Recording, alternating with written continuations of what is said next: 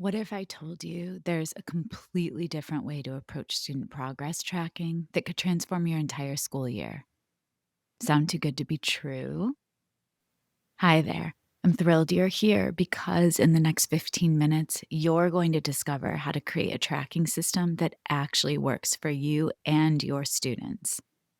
I am Olivia Wall, and I'm going to share something that completely shifted my perspective around data collection. What if the problem isn't that we need more data, but that we're drowning in data that we never actually use?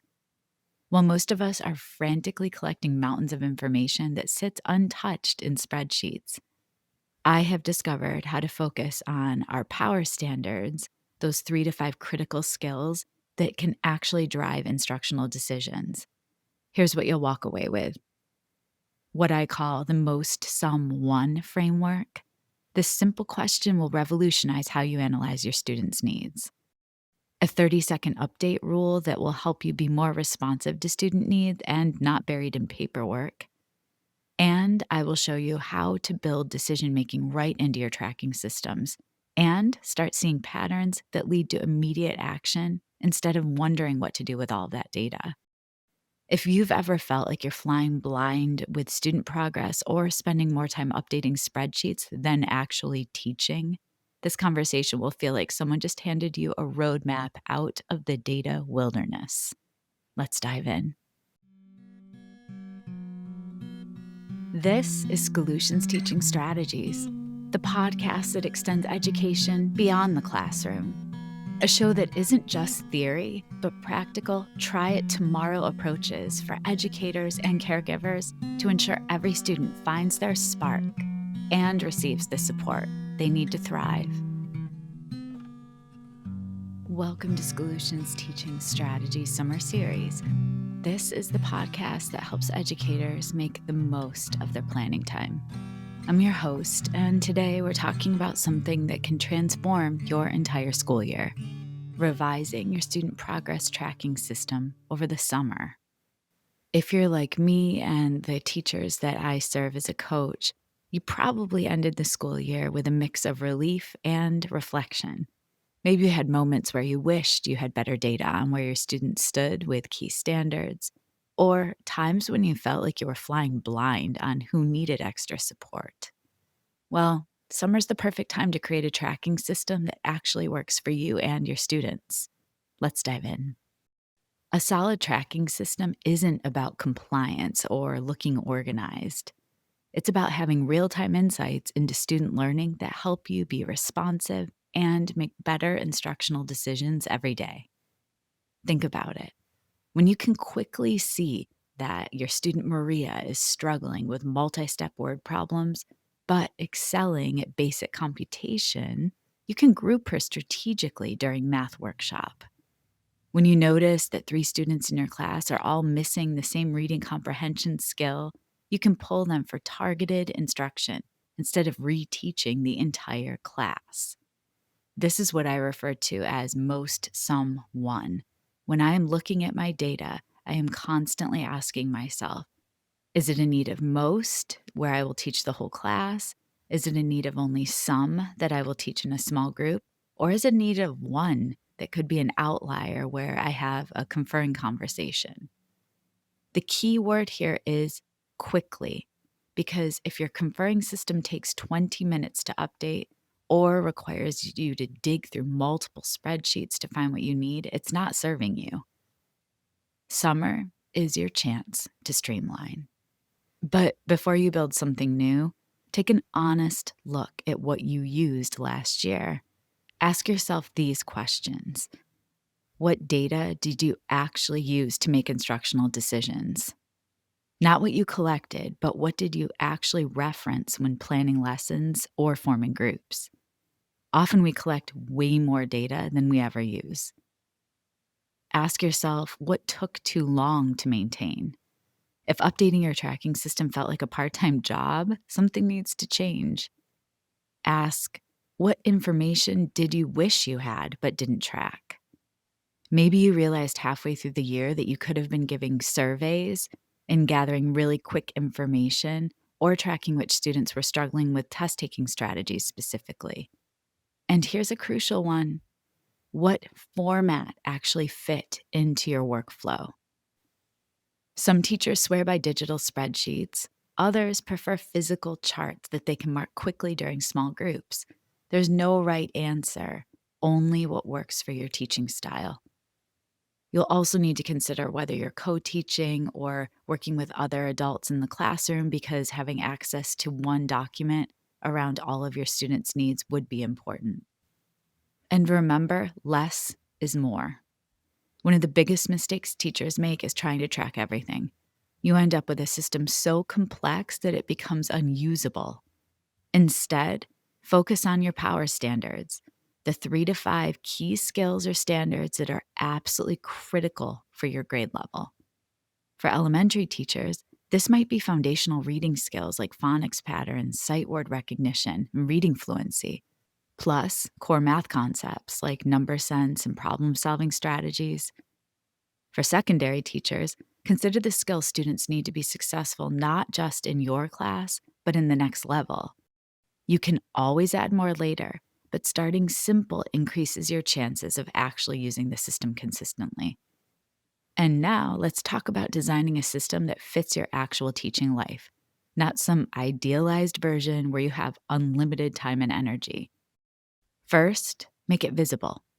Whether it's a digital dashboard you can pull up in 30 seconds or a physical chart on your desk, you should be able to see student progress at a glance.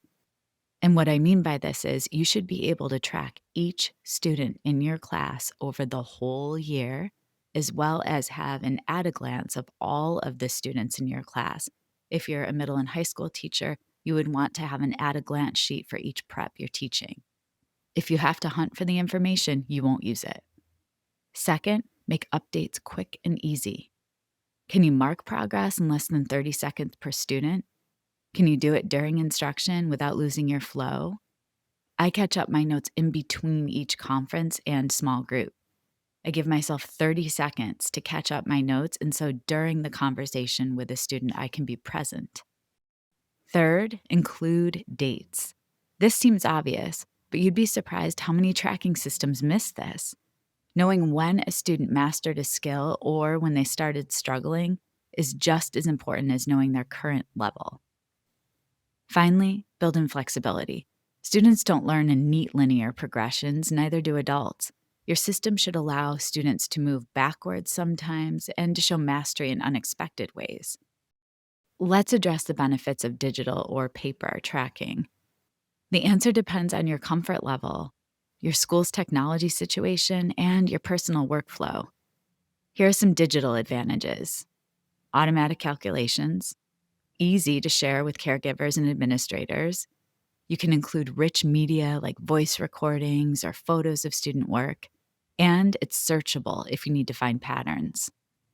Here are some analog advantages: no technology glitches, faster to update during instruction, easier to share with students during conferences, and some teachers simply think better on paper. Many successful teachers use a hybrid approach, perhaps a simple paper chart for daily updates that gets transferred to a digital system weekly for deeper analysis and record keeping. Whatever you choose, make sure you can access it easily during your most hectic teaching moments. If your system only works when you have uninterrupted time and perfect technology, it's not sustainable. And here's where many tracking systems fall apart. They collect lots of data, but don't translate it into action. Build decision-making right into your system. You could consider color coding that immediately tells you what to do next. Red might mean needs immediate intervention, yellow could mean monitor closely, and green means ready for extension. I use colors to help myself understand where the student is within Vygotsky's zones of development. So green for me is a strength or zone of actual development that I can build upon. Yellow is this is a zone of proximal development. This is a perfect zone for what the student could need next. And red is what Vygotsky referred to as zone of frustrational development. In my mind, I see it as zone of future development. Those are skills that I will make sure I hit again in immersion, where I am steeping students in that concept or its future instruction that I know I need to address. Set up regular review cycles. Maybe every Friday afternoon, you spend 15 minutes looking at your tracking data and planning adjustments for the next week. Make this as routine as taking attendance. I suggest if you have exit tickets or any immediate data at the end of a lesson, you quickly parse through those to gather most sum one data so you can adjust your instruction for the next day. And one of the most powerful moves you can make is involving students in tracking their own progress. This isn't about putting pressure on kids, but instead about helping them develop metacognitive skills and ownership over their learning. Consider creating student-friendly versions of your tracking tools. Maybe it's a simple checklist they can mark off or a visual progress chart that shows their journey toward mastery. Regular goal-setting conferences become much more meaningful when students can see their own data. Instead of you telling them what they need to work on, they can identify their own next steps. It's also critical that you have them restate what their next steps are at the end of a conference so you both are on the same page. This also reduces your workload. Students can update some of their own progress, freeing you to focus on analysis and instructional planning. All right, let's talk about actually making this happen over the summer. Don't try to build Rome in a day. First, reflect on last year and identify your 3 to 5 power standards to track. Next, choose your format and create a simple template. Test it out with fake data to make sure it's actually usable. Next, set up your systems, whether that's creating digital folders, ordering supplies, or setting up your physical space. After that, plan your routines. When will you update? When will you review? How will you use the data for grouping and instruction? The key is to have everything ready to go before that first day of school hits and your time gets consumed by the beautiful chaos of teaching. I will wrap with this. Remember, the best tracking system is the one you'll actually use consistently. I love the saying, don't let perfect be the enemy of good. Start simple, stay focused on what matters most, and adjust as you go. You will be so happy that you took the time this summer to set up systems that truly support learning. Thank you for listening to this episode of Solutions Teaching Strategies in the Summer Series. If this episode was helpful, share it with a colleague who might benefit. And remember, small changes in your systems can lead to big improvements in student outcomes. Have a restful and productive summer, and we'll see you back here soon for another tip episode. Take care. Solutions Teaching Strategies is created, produced, and edited by me, Olivia Wall. Thank you to my older son, Benjamin, who created the music playing in the background. You can follow and listen to Solutions wherever you get your podcasts, or subscribe to never miss an episode and watch on YouTube. Now, I'd love to hear from you. Send me an email at solutionspodcast@gmail.com. Let me know what your action plan is to get your data tracking system organized and ready to go for September. Tune in every Monday and Friday this August for mini episodes filled with tips and ideas that will help you prepare for September while still resting and rejuvenating this summer. See you soon for another tip, and until then, enjoy the sunshine and take care.